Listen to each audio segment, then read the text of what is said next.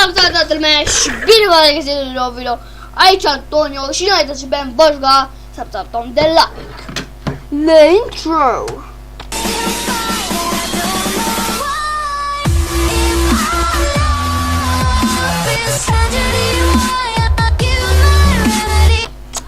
Da, voi prieteni, astăzi vreau să fac o promovare unui canal.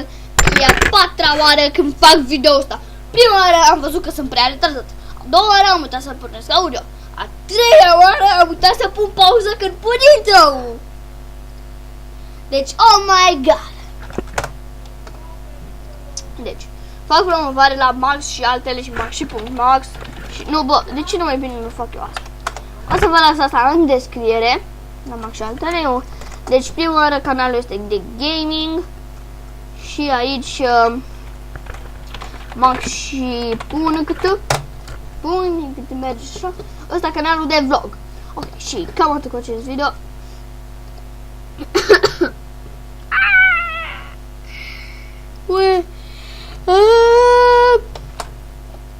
Da, băi, deci cam atât cu acest video. Da. Și cam atât cu acest video. Sunteți să apăsați tot de like și ne întâlnim data viitoare. Scuzați-mă, am apăsat pe shift.